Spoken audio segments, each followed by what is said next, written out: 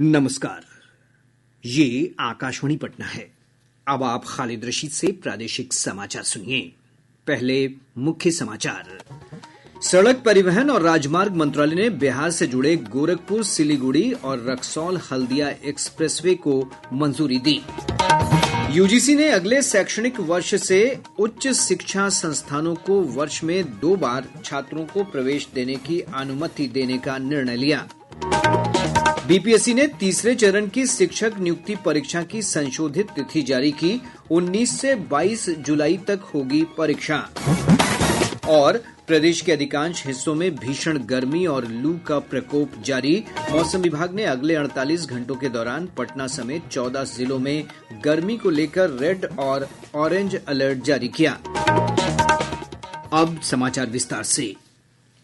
सड़क परिवहन और राजमार्ग मंत्रालय ने भारतमाला श्रृंखला 2 के तहत बिहार से जुड़े गोरखपुर सिलीगुड़ी और रक्सौल हल्दिया एक्सप्रेसवे को मंजूरी दे दी है। उप मुख्यमंत्री सह पथ निर्माण मंत्री विजय सिन्हा ने कहा कि रक्सौल हल्दिया एक्सप्रेसवे के तहत प्रदेश में 367 किलोमीटर सड़क का निर्माण होगा। उन्होंने बताया कि इसके तहत पूर्वी चंपारण, पश्चिमी चंपारण, शिवहर, सीतामढ़ी, मुजफ्फरपुर, बेगूसराय, लखीसराय, जमुई और बांका जिले में सड़क निर्माण किया जाएगा। श्री सिन्हा ने बताया कि गोरखपुर सिलीगुड़ी एक्सप्रेसवे के तहत 416 किलोमीटर लंबी सड़क बनाई जाएगी। उन्होंने कहा कि इसके तहत पश्चिम चंपारण, पूर्वी चंपारण, शिवहर, सीतामढ़ी, मधुबनी, सुपौल, अररिया और किशनगंज जिले में सड़क निर्माण किया जाएगा।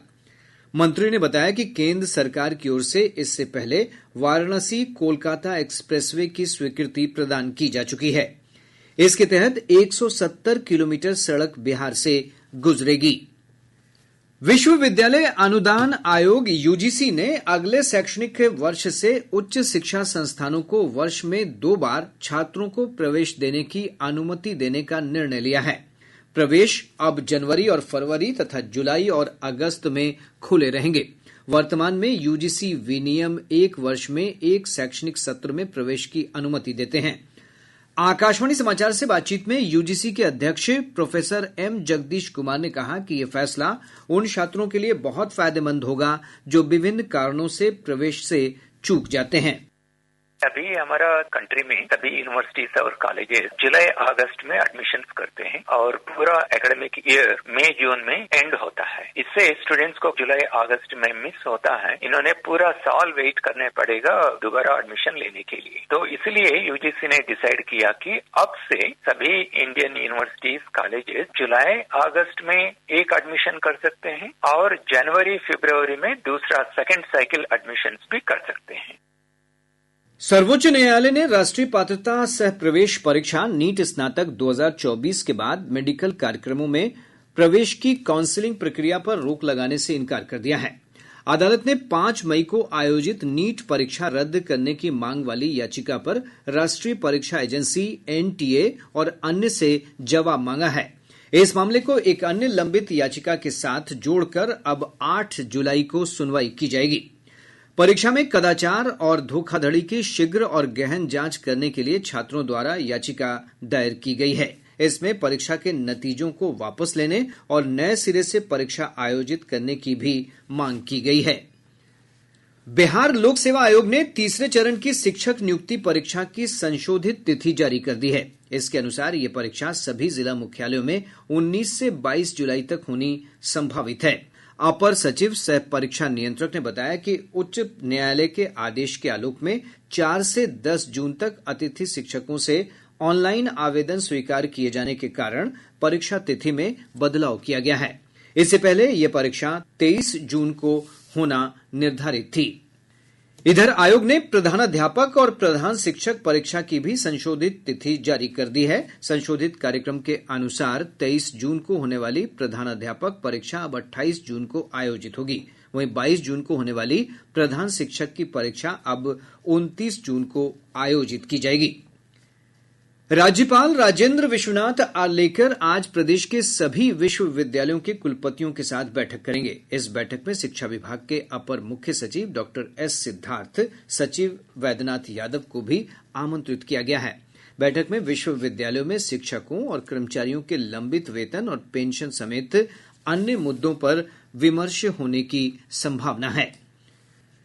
प्रदेश के सरकारी विद्यालयों में विद्यार्थियों को परोसे जाने वाले मध्याह्न भोजन की जांच अब जीविका दीदियां करेंगी। शिक्षा विभाग के अपर मुख्य सचिव डॉक्टर एस सिद्धार्थ ने इस संबंध में ग्रामीण विकास विभाग के प्रधान सचिव को पत्र लिखा है।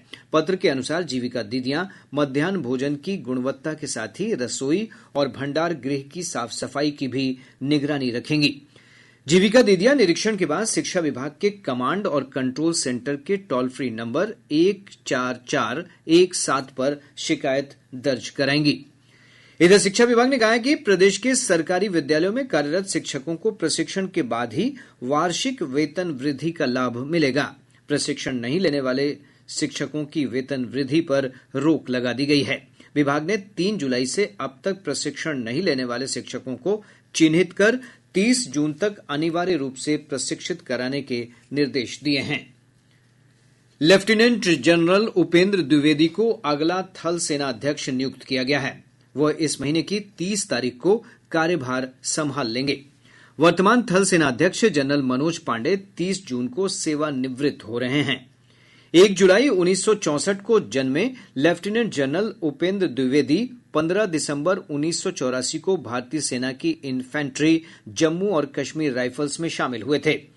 लगभग 40 वर्षों की लंबी और विशिष्ट सेवा के दौरान उन्होंने विभिन्न पदों पर अपनी सेवा दी है। सेना के उप प्रमुख के रूप में नियुक्त होने से पहले लेफ्टिनेंट जनरल द्विवेदी 2022 से 2024 तक इन्फेंट्री के महानिदेशक और general officer commanding in chief, मुख्यालय, उत्तरी कमान सहित महत्वपूर्ण पदों पर कार्यरत रहे हैं। प्रधानमंत्री नरेंद्र मोदी ने लोगों से अपने सोशल मीडिया पर कैचलाइन मोदी का परिवार को हटा लेने का अनुरोध किया है। सोशल मीडिया पर एक पोस्ट में श्री मोदी ने कहा कि चुनाव प्रचार के दौरान देश भर में लोगों ने उनके प्रति स्नेह के रूप में सोशल मीडिया पर अपने परिचय के साथ मोदी का परिवार जोड़ा और इससे उन्हें बहुत शक्ति मिली। प्रधानमंत्री ने लोगों को धन्यवाद देते हुए कहा कि डीपी पर नाम बदल सकता है, लेकिन भारत की प्रगति के लिए प्रयासरत एक परिवार के रूप में हमारा बंधन मजबूत और अटूट रहेगा। प्रादेशिक समाचार आप आकाशवाणी पटना से सुन रहे हैं। ताजा समाचारों के लिए आप हमारे एक्स हैंडल AIR_News_ पर जा सकते हैं। प्रदेश के अधिकांश हिस्सों में भीषण गर्मी और लू का प्रकोप जारी है। मौसम विभाग से प्राप्त जानकारी के अनुसार अगले 2 दिन तक गर्मी से राहत मिलने के आसार नहीं हैं। विभाग ने इस दौरान पटना समेत 14 जिलों में भीषण गर्मी का रेड और ऑरेंज अलर्ट जारी किया है। मौसम विज्ञान केंद्र पटना के वैज्ञानिक ने बताया कि अगले 2 दिनों के लिए राज्य के दक्षिण पश्चिम और दक्षिण मध्य भागों में कई स्थानों पर भीषण गर्मी का रेड अलर्ट जारी किया गया है। प्रदेश में निचले क्षोभ मंडल में शुष्क पश्चिमी हवा का प्रभाव बना हुआ है, जिसके कारण दक्षिण पश्चिम एवं दक्षिण मध्य भागों के अधिकांश जिलों में भीषण उष्ण लहर जारी रहेगी तथा राज्य के दक्षिण पूर्व एवं उत्तर पश्चिम भाग के जिलों में उष्ण एवं आर्द्र दिवस होने का पूर्वानुमान है। अगले 3 से 4 दिनों के दौरान प्रदेश के अधिकतम तापमान में कोई विशेष परिवर्तन नहीं होने का पूर्वानुमान है। तत्पश्चात तापमान में कमी होने की संभावना है। इधर पिछले 24 घंटों के दौरान 46.5 डिग्री सेल्सियस अधिकतम तापमान के साथ बक्सर प्रदेश का सबसे गर्म स्थान रहा। राजधानी पटना का अधिकतम तापमान 42.7 डिग्री सेल्सियस दर्ज किया गया। इस बीच मौसम विभाग ने कहा है कि 15 जून से प्रदेश के कुछ स्थानों पर गरज के साथ हल्की बारिश की संभावना है। इससे तापमान में गिरावट हो सकती है। मुख्यमंत्री नीतीश कुमार ने प्रदेश में भीषण गर्मी और लू के मद्देनजर सभी प्राथमिक स्वास्थ्य केंद्रों, अनुमंडल अस्पताल और सदर अस्पतालों को अलर्ट पर रहने के निर्देश दिए हैं। आपदा प्रबंधन विभाग और जिलाधिकारियों के साथ हुई बैठक में मुख्यमंत्री ने बिजली की निर्बाध आपूर्ति सुनिश्चित करने के निर्देश भी दिए हैं। इसके साथ ही संवेदनशील स्थानों पर पानी के टैंकर की व्यवस्था करने और भूजल स्तर पर निगरानी रखने के निर्देश दिए गए हैं। इधर बेगूसराय के रिफाइनरी थाना क्षेत्र में लू की चपेट में आने से एक आइसक्रीम विक्रेता की मौत हो गई। हमारे संवाददाता ने बताया है कि मृतक आइसक्रीम बेचकर घर लौट रहा था, तभी अत्यधिक गर्मी के कारण उसकी तबीयत बिगड़ गई। सहकारिता मंत्री प्रेम कुमार ने कहा है कि प्रदेश के सभी प्रखंडों में किसान सहकार चौपाल आयोजित की जाएगी। पटना में आयोजित एक संवाददाता सम्मेलन में श्री कुमार ने कहा कि अगले महीने से इन चौपालों की शुरुआत होगी। उन्होंने बताया कि इस चौपाल में धान खरीद, गेहूं खरीद, कृषि यांत्रिकरण संबंधित समस्याओं पर विचार होने के साथ ही संबंधित योजनाओं की जानकारी भी दी जाएगी। श्री कुमार ने कहा कि इस दौरान किसान सदस्यों से सुझाव भी आमंत्रित किए जाएंगे। आज विश्व बाल श्रम निषेध दिवस है। दुनिया भर में बाल श्रम की प्रथा को समाप्त करने और इस संबंध में जागरूकता फैलाने के मकसद से यह दिन मनाया जाता है। राज्यपाल राजेंद्र विश्वनाथ आर्लेकर, मुख्यमंत्री नीतीश कुमार और श्रम मंत्री संतोष कुमार सिंह ने लोगों से प्रदेश को बाल श्रम मुक्त बनाने का संकल्प लेने की अपील की है। इस अवसर पर प्रदेश में कई कार्यक्रम आयोजित किए जा रहे हैं। इसी कड़ी में राजधानी पटना में श्रम संसाधन विभाग की ओर से बाल श्रम के विरुद्ध एक कार्यक्रम का आयोजन किया जा रहा है। आईसीसी T20 विश्व कप क्रिकेट में आज भारत का मुकाबला अमेरिका से होगा। ये मैच न्यूयॉर्क के नासाउ काउंटी अंतर्राष्ट्रीय क्रिकेट स्टेडियम में खेला जाएगा। दोनों टीमें अपने पिछले 2 मुकाबलों में अजेय रहकर इस मैच में उतर रही हैं। भारतीय टीम ने आयरलैंड और पाकिस्तान के खिलाफ जीत हासिल की, जबकि अमेरिका ने अपने पिछले 2 मुकाबलों में कनाडा और पाकिस्तान को हराया। भारत ग्रुप में बेहतर रन रेट के साथ अंक तालिका में शीर्ष पर है, जबकि अमेरिका दूसरे स्थान पर। इधर कल खेले गए मुकाबले में पाकिस्तान ने कनाडा को 7 विकेट से हरा दिया। कनाडा ने पहले बल्लेबाजी करते हुए निर्धारित 20 ओवर में 7 विकेट पर 106 रन बनाए। पाकिस्तान ने 17.3 ओवर में 3 विकेट खोकर 107 रन के लक्ष्य को सफलतापूर्वक हासिल कर लिया। मधुबनी की विशेष अदालत ने हत्या के एक मामले में दोषी पंकज कुमार सिंह और रोशन कुमार सिंह को उम्र कैद की सजा सुनाई है। दोनों पर 20-20 हजार रुपए का अर्थदंड भी लगाया है। हत्या का यह मामला वर्ष 2018 का है। मधुबनी जिले के भारत नेपाल सीमा पर तैनात एसएसबी जवानों ने 2 नाबालिग लड़कियों के साथ 3 मानव तस्कर को गिरफ्तार कर लिया। एसएसबी अधिकारियों ने बताया कि बच्चियों को देह व्यापार के उद्देश्य से नेपाल ले जाया जा रहा था। सीतामढ़ी जिले में श्रम संसाधन विभाग और प्लान इंडिया के सहयोग से बाल श्रम मुक्त समाज के लिए हस्ताक्षर अभियान शुरू किया गया। इस अवसर पर उप विकास आयुक्त मनन राम ने जागरूकता रथ को रवाना किया।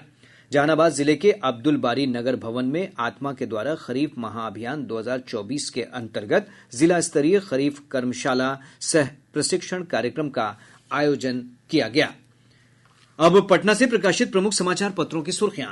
आज के सभी समाचार पत्रों ने अलग अलग खबरों को प्रमुखता से प्रकाशित किया है। दैनिक भास्कर ने केंद्रीय मंत्रियों के पदभार ग्रहण करने से जुड़ी खबर को शीर्षक बनाया है, केंद्र की 10 साल से जारी नीतियों को ही नई ऊंचाई देंगे नए मंत्री। प्रभात खबर ने उड़ीसा में नई सरकार के गठन से जुड़ी खबर पर लिखा है, आदिवासी नेता मोहन चरण मांझी ओडिशा के नए सीएम होंगे।